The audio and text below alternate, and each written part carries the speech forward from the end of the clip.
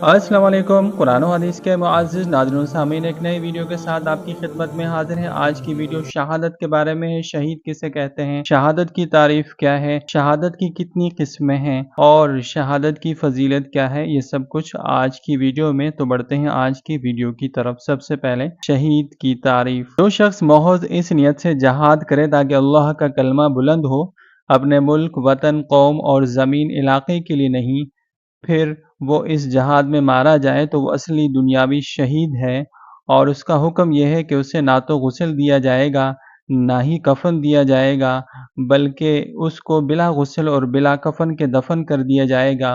اور وہ شہید جو کہ اخروی شہید کہلاتے ہیں، جیسے کوئی ٹرین، بس وغیرہ میں دب کر مر گیا، ہیضہ و طاعون وغیرہ میں، یا ولادت میں کسی عورت کی موت ہو گئی ہو، تو وہ بھی شہید ہے، یعنی شہیدوں جیسا اجر و ثواب اسے بھی ملے گا، مگر اس کو دنیا میں غسل بھی دیا جائے گا اور کفن بھی دیا جائے گا اور نماز جنازہ بھی پڑھی جائے گی۔ دارالافتاء، دارالعلوم دیوبند۔ اللہ تعالیٰ کے دین کے تحفظ، دفاع اور نصرت کے لیے جو شخص اپنے جان و مال کی قربانی دیتے ہوئے میدان جہاد میں شہید ہو، اس کی فضیلت زیادہ بلند اور سوا ہوگی اس کے مقابلے میں جو طاعون یا پیٹ کے درد وغیرہ میں یا چھت سے گر کر مر جائے۔ لیکن ہر شہید کو ہر فضیلت حاصل ہو، یہ ضروری بھی نہیں ہے اور اس کا دعویٰ بھی نہیں کیا جا سکتا۔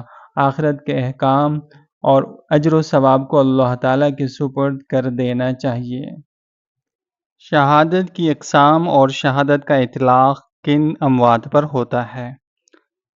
فقہائے کرام نے شہید کی دو قسمیں بیان کی ہیں، حقیقی اور حکمی، اور در حقیقت یہ دو قسمیں دنیاوی احکام کے اعتبار سے ہیں۔ چنانچہ حقیقی شہید وہ کہلاتا ہے جس پر شہید کے دنیاوی احکام لاگو ہوتے ہیں، یعنی اس کو غسل و کفن نہیں دیا جائے گا اور جنازہ پڑھ کر انہی کپڑوں میں دفن کر دیا جائے جن میں شہید ہوا ہے۔ مثلاً اللہ کے راستے میں شہید ہونے والا یا کسی کے ہاتھ ناحق قتل ہونے والا، بشرط یہ کہ وہ بغیر علاج، معالجے اور وصیت وغیرہ اسی جگہ دم توڑ جائے، اور اس پر زخمی ہونے کے بعد دم توڑنے تک ایک نماز کا وقت نہ گزرا ہو۔ نیز یہ بھی ضروری ہے کہ یہ قتل ناحق ایسا ہو کہ اصولاً اس کے قاتل پر قصاص واجب ہوتا ہو، یعنی اعلی قتل سے قصداً قتل کیا ہو۔ اور حکمی شہید وہ کہلاتا ہے جس کے بارے میں احادیث میں شہادت کی بشارت وارد ہوئی ہو۔ ایسا شخص آخرت میں تو شہیدوں کی فہرست میں شمار کیا جائے گا، البتہ دنیا میں اس پر عام میتوں والے احکام جاری ہوں گے، یعنی اس کو غسل دیا جائے گا اور کفن بھی دیا جائے گا۔ متفرق احادیث میں ایسے شہداء کی 40 سے زیادہ قسمیں مذکور ہیں۔ تمام اقسام کے احاطے کی یہاں گنجائش نہیں ہے، ان میں سے چند یہ ہیں: ڈوب کر موت آئے یا کسی آسمانی آفت میں اس کی موت آ جائے، یا ہیضہ، طاعون یا دیگر ایسے اسباب سے اس کی موت واقع ہو، یا مسافر کا سفر میں انتقال ہو جائے وغیرہ۔ علامہ ابن عابدین شامی رحمۃ اللہ علیہ نے حاشیہ رد المختار میں تمام اقسام کو جمع کیا ہے، جس کا لب لباب ڈاکٹر عبدالحی عارفی رحمۃ اللہ علیہ نے اپنی کتاب احکام میت میں ذکر کیا ہے، وہاں ملاحظہ کر لیا جائے۔ جہاں تک اجر و ثواب کی بات ہے تو اس کی بنیاد پر دو قسمیں نہیں ہیں۔ بعض شہید حکمی اجر و ثواب میں شہید حقیقی کے ساتھ شامل ہوں گے، اور بعض شہید حکمی کا اجر شہید حقیقی سے کم بھی ہو سکتا ہے۔ مثلاً جو شخص میدان جہاد میں کفار سے لڑتے ہوئے جان دے دے، لیکن دم توڑنے سے پہلے اسے علاج و معالجہ وغیرہ کی سہولت حاصل ہو جائے، یا اپنے علاقے میں ظلماً اس پر قاتلانہ حملہ ہو جائے اور وہ زخمی ہو کر علاج و غذا سے مستفید ہو اور پھر جان دے دے، تو اس طرح کی صورتوں میں وہ حقیقی شہید کے درجات کا ہی مستحق ہوگا۔ مثلاً حضرت عمر رضی اللہ تعالی عنہ اور حضرت علی رضی اللہ تعالی عنہ کی شہادت وغیرہ۔ جبکہ شہید حکمی کی بعض صورتیں وہ ہیں جو عام مسلمان اموات کے مقابلے میں فضیلت کی وجہ سے شہید کہلائے، مثلاً طاعون میں یا پیٹ کے درد میں مرنے والا، یا بچہ جنتے ہوئے عورت جان دے دے وغیرہ۔ ظاہر ہے کہ قرآن مجید اور حدیث مبارکہ میں جہاں شہداء کے فضائل ہیں، ان کا سیاق و سباق بتاتا ہے کہ یہ فضائل شہدائے فی سبیل اللہ کے لیے ہیں، اور جہاں احادیث مبارکہ میں شہدائے حکمی کا بیان ہے وہاں ان کی خصوصیت کا بیان ہے۔ الغرض نصوص میں جو اجر و ثواب جس قسم کے شہید کے لیے بیان کیا گیا ہے اس اجر و ثواب کے بارے میں تو اللہ تعالیٰ کے فضل سے امید رکھی جائے گی کہ یہ شہید اس اجر کا مستحق ہے، اور ان فضائل کو اس شہید کے لیے ضرور بیان کیا جا سکتا ہے اور جہاں ضرورت ہو بیان بھی کرنا چاہیے، لیکن یہ حقیقت ہے کہ اللہ تعالیٰ کے دین کے تحفظ، دفاع اور نصرت کے لیے جو شخص اپنے جان و مال کی قربانی دیتے ہوئے میدان جہاد میں شہید ہو اس کی فضیلت زیادہ بلند اور سبا ہوگی، اس کے مقابلے میں جو طاعون یا پیٹ کے درد وغیرہ میں یا چھت سے گر کر مر جائے۔ لیکن ہر شہید کو ہر فضیلت حاصل ہو یہ ضروری بھی نہیں، اس کا دعویٰ بھی نہیں کیا جا سکتا۔ آخرت کے احکام اور اجر و ثواب کو اللہ تعالیٰ کے سپرد کرنا چاہیے۔ شہید کی فضیلت۔ انعام یافتہ جماعتوں میں سے تیسری جماعت حضرات شہدائے کرام کی ہے، جن پر اللہ تعالیٰ کا خاص انعام ہوتا ہے، جن کی پیروی کا حکم ربانی ہے، جن کی رفاقت بحکم قرآن بہترین رفاقت ہے، جن کے ناموں کی طویل فہرست ہے، جن کو اللہ تعالیٰ ہی جانتا ہے اور کسی کے بس میں نہیں ہے۔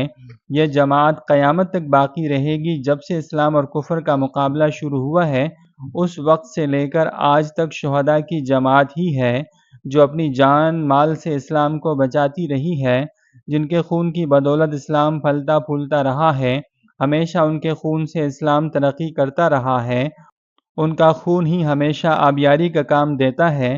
مسلمانوں کی عزت و عظمت، شان و شوکت کی حفاظت میں شہدائے کرام نے بنیادی کردار ادا کیا ہے، نیز ملک و ملت کی آبرو کی محافظ یہی جماعت رہی ہے۔ شہادت کا جذبہ ایک ایسا جذبہ ہے جو صرف مسلمانوں کو ہی عطا ہوا ہے، باقی اقوام اس نعمت سے محروم ہیں۔ اس جذبے کے آگے ملت کفر ہمیشہ پاش پاش ہوتی رہی ہے۔ دین اسلام کی سربلندی کے لیے جو لوگ جانثاری کرتے ہیں ان کا اللہ تعالیٰ اور امام الانبیاء صلی اللہ علیہ وسلم کے یہاں بہت ہی بلند مقام ہے۔ ان کے اس مقام عالی کو سمجھنے کے لیے درج ذیل آیات و احادیث اور اکابر کے اقوال سے کافی رہنمائی ہوتی ہے۔ بارگاہ رب العزت میں دعا ہے کہ اللہ تعالی ہمیں ان کے نقش قدم پر چلنے کی توفیق عطا فرمائے، آمین ثم آمین۔ سورہ بقرہ آیت نمبر 154 میں ارشاد باری تعالی ہے، وَلَا تَقُولُوا لِمَن يُقْتَلُ فِي سَبِيلِ اللَّهِ أَمْوَاتٌ بَلْ أَحْيَاءٌ وَلَكِن لَّا تَشْعُرُونَ۔ ترجمہ: اور جو لوگ اللہ کی راہ میں قتل کیے جاتے ہیں ان کی نسبت یوں بھی مت کہو کہ وہ معمولی مردوں کی طرح مردے ہیں، بلکہ وہ تو ایک ممتاز حیات کے ساتھ زندہ ہیں، لیکن تم ان حواس سے اس حیات کا ادراک نہیں کر سکتے۔ تشریح میں علامہ واحدی رحمۃ اللہ علیہ اسباب النزول میں لکھتے ہیں، یہ آیت بدر میں شہید ہونے والے 14 مسلمانوں کے بارے میں نازل ہوئی، جن میں سے 8 حضرات انصار میں سے تھے اور 6 حضرات مہاجرین میں سے تھے۔ شہید ہونے والوں کے بارے میں بعض لوگوں نے یوں کہا کہ فلاں مر گیا اور دنیا کی لذت و نعمت اس سے فوت ہو گئی، تو آیت بالا نازل ہوئی۔ اس آیت میں شہدائے کرام کے لیے لفظ مردہ استعمال کرنے سے روکا گیا ہے۔ ویسے تو اس موضوع کا اطلاق دنیا اسلام کے تمام شہیدوں پر ہوتا ہے، لیکن ہم نے آج کی یہ ویڈیو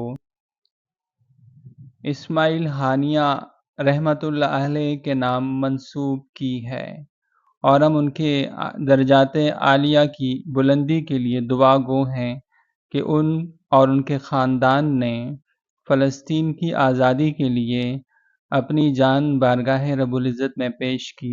ویڈیو کو لائک اور شیئر کریں، قرآن و حدیث کے چینل کو سبسکرائب کریں، بیل آئیکن کو دبانا نہ بھولیں تاکہ ہر نئی آنے والی ویڈیو کا نوٹیفیکیشن آپ کو بر وقت ملتا رہے۔ جزاکم اللہ، ملتے ہیں نئی ویڈیو میں، تب تک کے لیے السلام علیکم۔